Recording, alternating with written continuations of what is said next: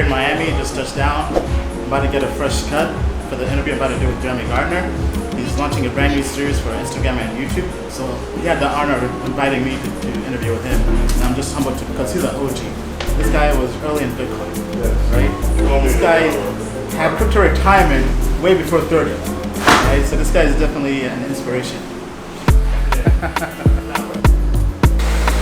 Alright guys, we're all set. We're on our way to Crypto Castle. What's up, man? Hey, good to see you. Let me show you the rest of the house. Said the boat has 3 bedrooms. Okay. I had a custom neon sign built.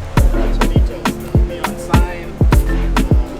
I've been living on my own since I was about 14, and so I figured out how to decorate, and I just keep on upgrading.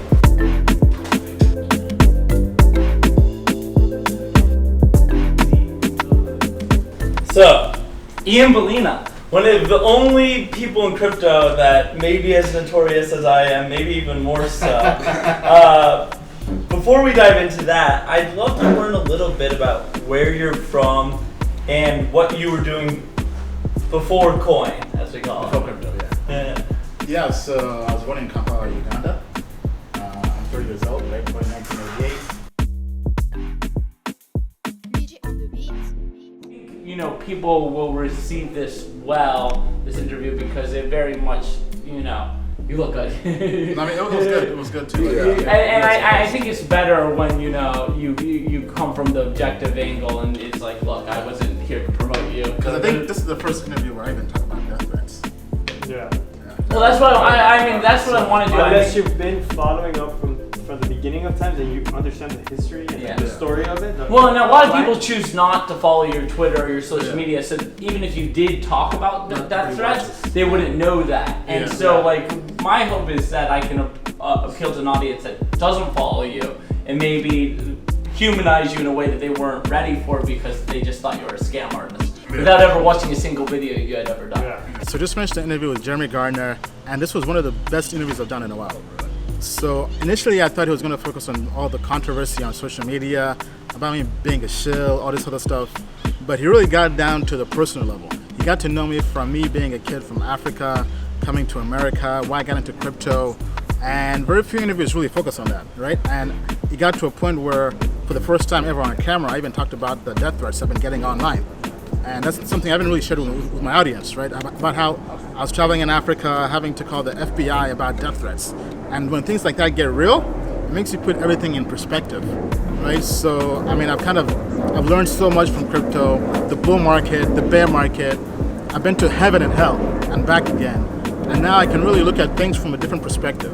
And being able to share that on camera with the interview with Jeremy was I think also for me very beneficial for my audience, because I'm sharing with them a side of me they haven't really seen before, right? So that's why I think it was one of the best interviews I've had in a while.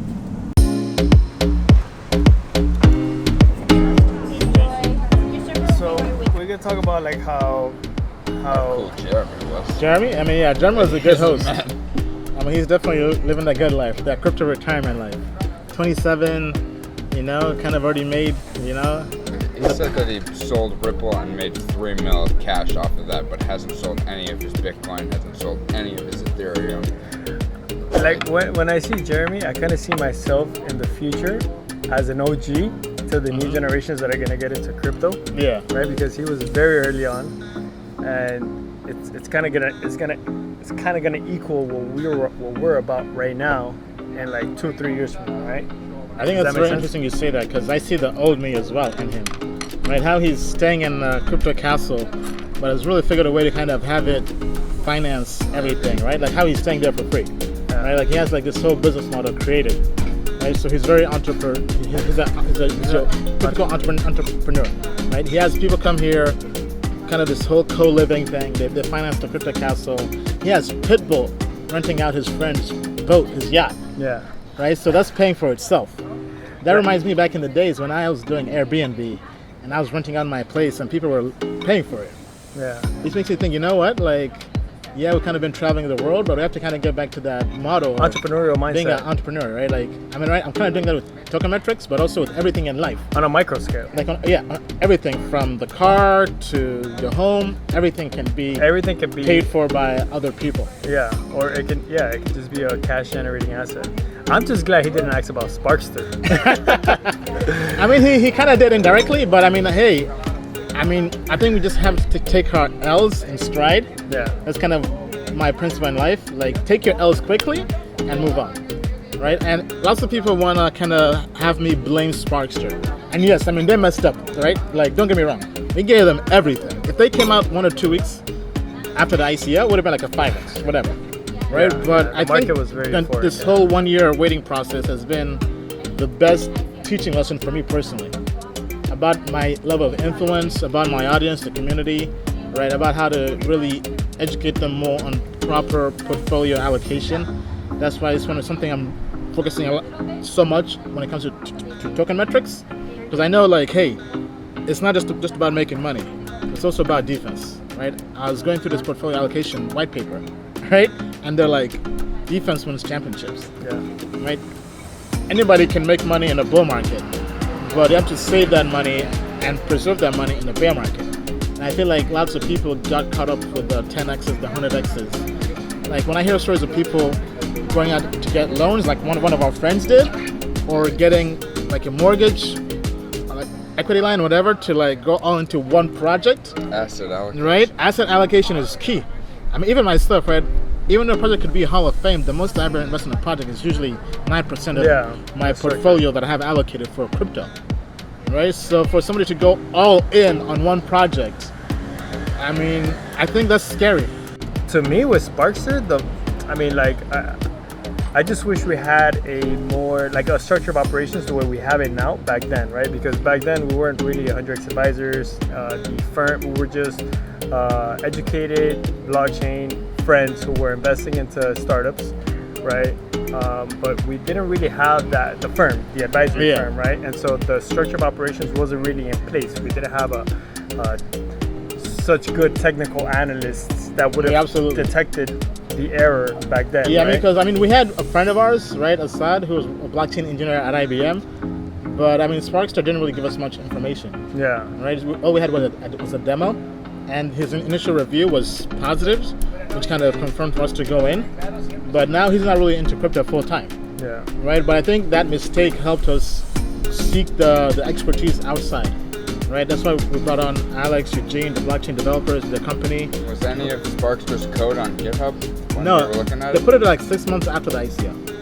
Yeah. Right. So it forced us to really kind of increase our process for due diligence from the technology standpoint, right? And now that it's come out 6 months later, our process, we think, is very fine-tuned, because when Binance and KuCoin back-to-back IEOs, our IEOs we knew 6 to 12 months before, we're pretty confident in that, okay, now we're fine-tuned, it's working.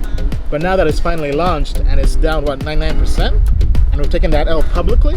Is it 99? I thought it was like 60. It's like 98%. 98%, right? Yeah. But now we're taking that L publicly.